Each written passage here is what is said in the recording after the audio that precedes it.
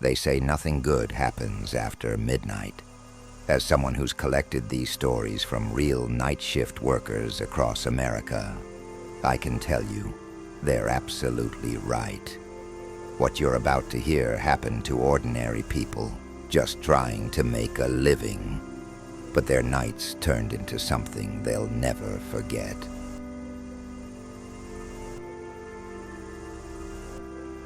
My name is Marcus, and I worked as a security guard at Riverside General Hospital in Toledo, Ohio for 3 years. The night shift was perfect for my schedule. I was studying for my nursing degree during the day, and the extra night differential pay helped cover my student loans.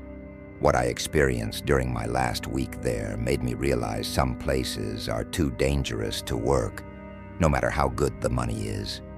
It was a Tuesday night in October, around 2:30 a.m.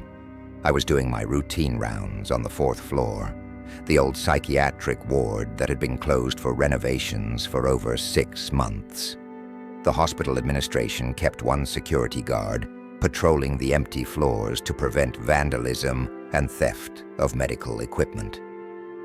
That night, it was my turn. The 4th floor always gave me the creeps. Long, sterile hallways with flickering fluorescent lights that hummed constantly. Empty patient rooms with their doors slightly ajar, creating dark gaps that seemed to watch you as you walked by. But that night felt different from the moment I stepped off the elevator. The first thing I noticed was the smell. Hospital floors usually smell like disinfectant and old cleaning supplies, but there was something else that night. Something metallic and sour that made my stomach turn. I checked my radio to make sure it was working, then started my walk down the main corridor. Room 407 had always been the creepiest. It was a corner room that used to house the most violent patients. The door was heavy steel with a small window, and renovation workers had removed the padding from the walls, leaving exposed brick that looked like old dried blood in the dim emergency lighting. As I approached the room, I heard something that made me freeze in place. Scratching. Slow, deliberate scratching coming from inside the room. My first thought was rats. Old hospitals always had rodent problems. But as I got closer to the door and peered through the small window, what I saw made my blood run cold. A figure in a hospital gown was standing in the corner, her back turned to me, methodically scratching at the brick wall. The fingernails were long and dirty, leaving dark streaks on the already stained bricks. But here's what terrified me the most. The psychiatric ward had been empty for 6 months. Every patient had been transferred, every bed moved out, every door secured. I fumbled for my radio with shaking hands, but before I could call for backup, the figure slowly turned around. What I saw wasn't human. The face was gaunt and pale, with sunken eyes that reflected the emergency lighting like an animal's. The mouth was open in a silent scream, revealing teeth that were too long and too sharp.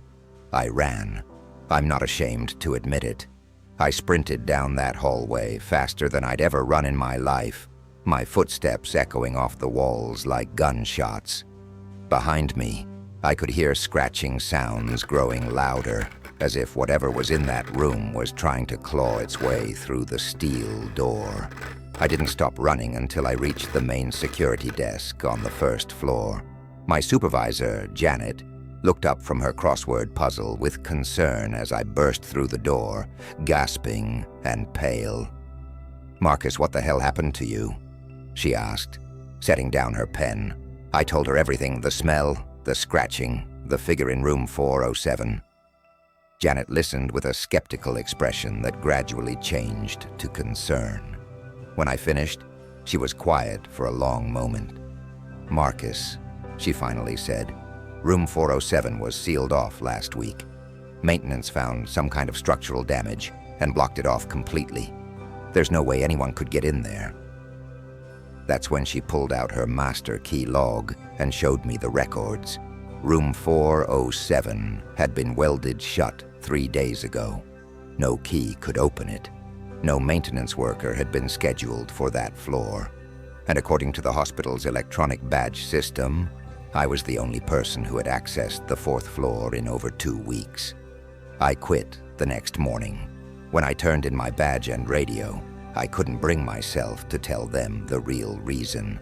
Some experiences are too terrifying to put into words, and some places hold darkness that goes beyond human understanding. Riverside General still operates, and they still need night security guards. But it won't be me walking those halls after midnight.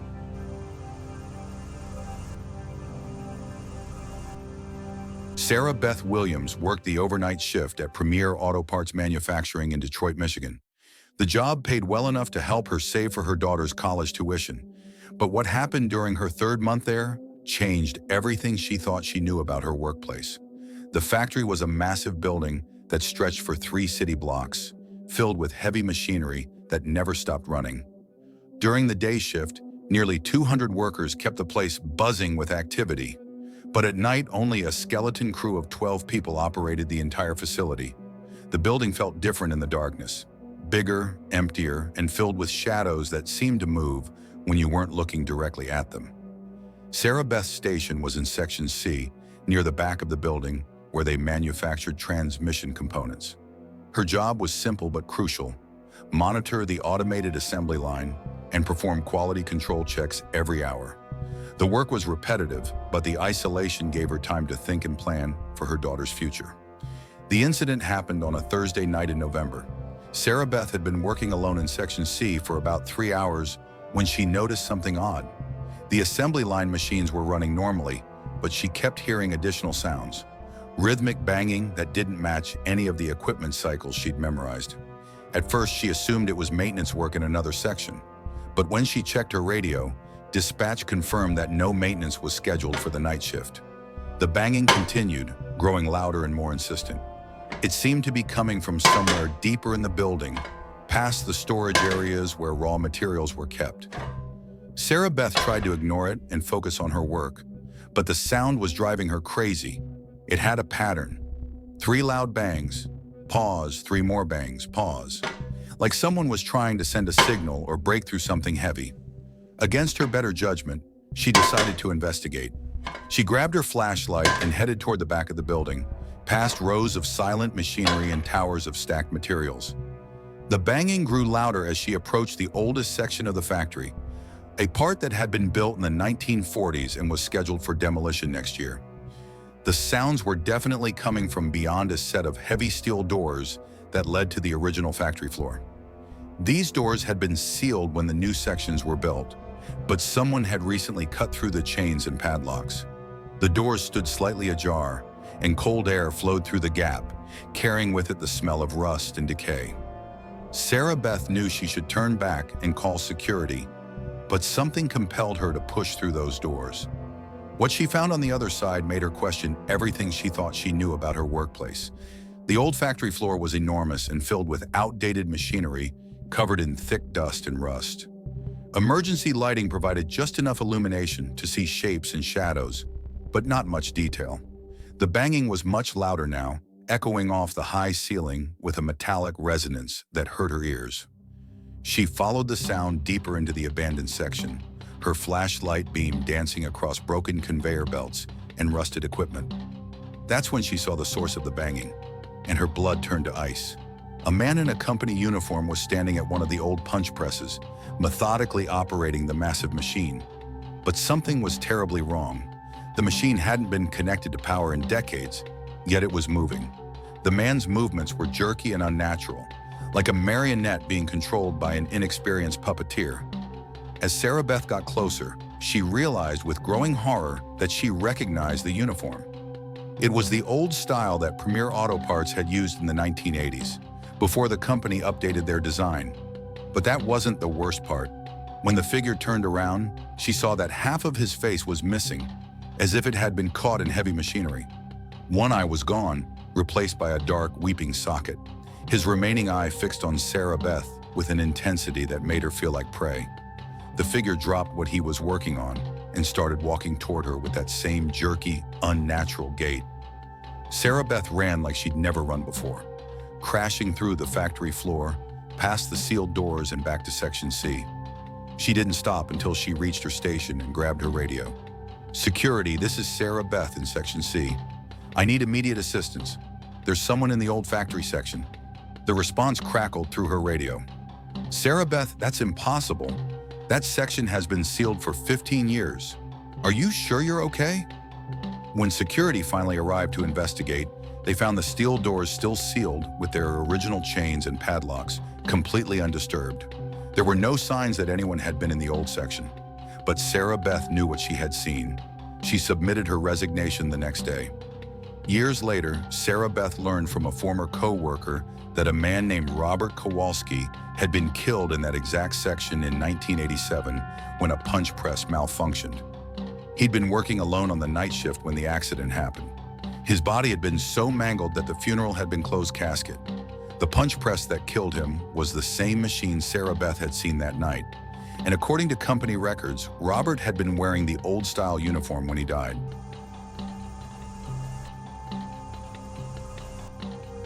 David Chen started working as a night security guard at the Meridian Business Complex in downtown Phoenix, Arizona, because he needed a steady job that would accommodate his college schedule. The 42-story office building housed dozens of companies, from law firms to tech startups, and during the day it buzzed with the activity of thousands of workers. But at night, the building belonged to David and whatever else called those dark corridors home. The job seemed perfect at first. David worked from 11 p.m. to 7 a.m., 4 nights a week. His duties were straightforward: patrol the building hourly, monitor the security cameras, check doors and windows, and log anything unusual. The pay was decent, and most nights were quiet. But after 3 months on the job, David began to notice things that made him question whether he was truly alone in that building. It started with the elevators. The Meridian complex had 6 elevators that were programmed to return to the ground floor and shut down at 10 p.m. every night. But David regularly saw them moving between floors on his security monitors, stopping at random levels with no one calling them. When he investigated, the elevators were always empty, the doors standing open as if they were waiting for passengers who never came. The building management dismissed David's reports as minor technical glitches. Old elevators sometimes acted up, they said. But David knew the difference between a mechanical malfunction and something more sinister. The elevators moved with purpose, as if someone, or something, was controlling them. The real terror began during David's 4th month on the job. It was a Wednesday night in January, one of those cold desert nights where the wind howled through the city streets. David was doing his 2 a.m. patrol on the 15th floor when he heard something that made his blood freeze, the sound of typing coming from one of the offices. At first, he thought it might be someone working late, but he'd already checked his entry logs. No one had badged into the building after 9 p.m., and all the offices were supposed to be empty. The typing sound was rhythmic and fast, like someone frantically trying to meet a deadline. David followed the sound down the hallway, his footsteps muffled by the thick carpet. The noise was coming from Suite 1507, the offices of Morrison and Associates, a law firm that specialized in personal injury cases. The company had gone out of business 6 months ago, and the office had been empty ever since. David used his master key to unlock the office door and stepped inside. The suite was dark except for the emergency lighting, and the furniture was covered with white sheets like ghosts frozen in time. But the typing sound continued, echoing through the empty space with an urgency that made David's skin crawl. He followed the sound through the reception area and down a short hallway to what had been the main office. The door was closed, but light leaked through the gap underneath. Not the emergency lighting, but the warm glow of a desk lamp. David's hand trembled as he reached for the door handle. What he saw when he opened that door still haunts his dreams. A woman in a business suit from the 1980s sat at the desk, her fingers flying across the keys of an old electric typewriter. Her hair was perfectly styled in an outdated fashion, and she wore glasses that reflected the lamplight. She didn't look up when David entered, completely absorbed in her frantic typing. But as David stepped closer, he realized something was terribly wrong. The woman's skin had a gray, waxy appearance, and her movements, while fast, had a mechanical quality to them. Most disturbing of all, the typewriter wasn't plugged into anything, and there was no paper in the machine. She was typing onto nothing, yet the sound of keys striking filled the room. "Ma'am," David called out, his voice barely above a whisper. The typing stopped instantly. The silence that followed was deafening. Slowly, impossibly, the woman's head began to turn toward David. As her face came into view, he saw that her eyes were completely black, not just the pupils, but the entire eye, like looking into deep pools of oil. When she smiled, David saw that her teeth were stained dark red, as if she'd been drinking blood. Her voice, when she finally spoke, sounded like it was coming from the bottom of a well. "I have so much work to finish," she said, never breaking eye contact. "So many cases to file, so many people who need justice." David backed away slowly, his heart pounding so hard he could hear it in his ears. The woman continued staring at him with those horrific black eyes, her smile growing wider and more unnatural. "Don't leave," she whispered, her voice now echoing from everywhere at once. "Stay and help me with my work. There's so much to do and I've been so lonely." David turned and ran. He sprinted through the office suite, down the hallway, and straight to the stairwell. He didn't trust the elevators, not after what he'd experienced. He ran down 15 flights of stairs, taking them 3 at a time until he reached the lobby. When he called building management the next morning to report the incident, they told him something that made his blood run cold. Laura Morrison, the founding partner of Morrison and Associates, had died in that office in 1987. She'd been working late on a case when she suffered a massive heart attack. Security had found her the next morning, slumped over her typewriter, still in her business suit. According to the building's records, Laura had been working on a case involving a wrongful death lawsuit. She'd been trying to file the papers before the statute of limitations expired, but she died before she could complete the work. Her client never received justice. David quit that same day. He later learned from other former security guards that several people had reported similar experiences in Suite 1507 over the years. Always the same woman, always typing frantically, always asking for help with her unfinished work. The Meridian Business Complex still operates, and they still hire night security guards. But the turnover rate is unusually high, and Suite 1507 remains empty. The building management claims it's due to ongoing renovations, but those who've worked the night shift know the real reason. Some work is too important to be left unfinished, even in death, and some people are too dedicated to ever truly leave their jobs, no matter what the cost. These 3 stories remind us that any workplace can hold more than just the stress of deadlines and difficult bosses. Sometimes the night shift brings you face to face with forces that can't be explained by logic or reason. Whether you believe these accounts or not, one thing is certain. There are some jobs that simply aren't worth the money, no matter how much they pay. If you're currently working a night shift, stay alert, trust your instincts, and remember, you're never truly alone in the darkness. Something is always watching, always waiting, and always hungry for company.